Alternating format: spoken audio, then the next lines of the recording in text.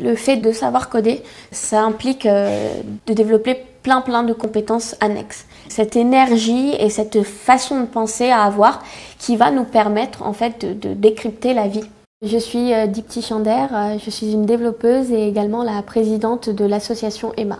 C'est une asso qui existait déjà, qui était là pour l'entraide des jeunes filles, des très peu de jeunes filles qui se trouvaient dans l'informatique. Et moi, je voulais vraiment que cette association ait une dimension plus internationale, mais surtout une dimension plus sur la visibilité autour de la diversité au sens large, en fait. Quand moi, j'ai choisi d'aller dans la tech, en fait, j'ai choisi parce que c'est le métier qui me plaisait. C'était l'informatique et rien d'autre. Il y a eu beaucoup de freins par rapport à cette passion qui est la mienne aujourd'hui. Dès le lycée, j'ai rencontré ma conseillère d'orientation aussi, qui m'a rappelé très gentiment que l'informatique était un métier qui était plutôt réservé aux hommes, que je devais plutôt me trouver un métier qui était accessible pour moi en tant qu'une femme. Je me suis dit, je peux pas me dire que simplement une personne externe qui ne me connaît pas peut venir détruire mes rêves. Et il y avait aussi la pression culturelle. Hein. Dans la culture indienne, l'échec est très mal vu. C'est la fin du monde en fait. Donc il y a cette deuxième pression qui se met en place. Et là, j'ai décidé de me battre. Et j'ai découvert l'école Epitech. Et une fois qu'on arrive dans cette école, c'est là qu'on constate la réalité de la tech. Sur des promos de 500 étudiants, une dizaine de filles développeuses. La tech étant un métier qui impacte tous les domaines aujourd'hui. C'est un métier où il y a beaucoup d'argent. Et c'est des métiers sur lesquels beaucoup d'hommes sont durs aussi, mais beaucoup de femmes sont dures aussi. Il faut constamment faire preuve de persévérance et démontrer que on est autant capable qu'un homme en fait. Et sur le coup, ça peut nous paraître un peu difficile à comprendre pourquoi moi, pourquoi je suis la première à le faire, pourquoi pas les autres. Au fur et à mesure des années, on se dit si je suis pas la première, il y en aura pas de deuxième. Donc il faut être la première pour qu'il y en ait 10 derrière. C'est le jeu du snake qu'on fait avec les enfants et on leur apprend en fait à coder ce jeu-là. Dans le code, on réussit jamais à faire marcher tout du premier coup. On va toujours oublier une petite virgule, un petit point.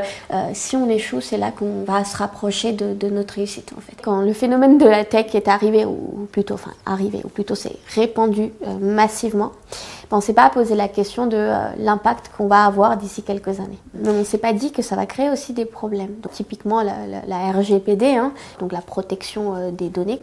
Il y a quelques années, on ne se posait pas cette question.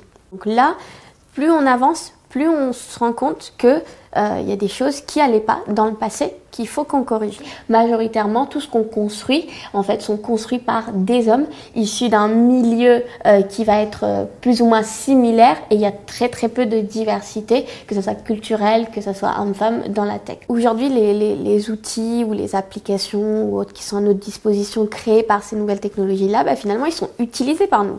Donc ça, c'est très important de le rappeler, ils sont utilisés par tout le monde.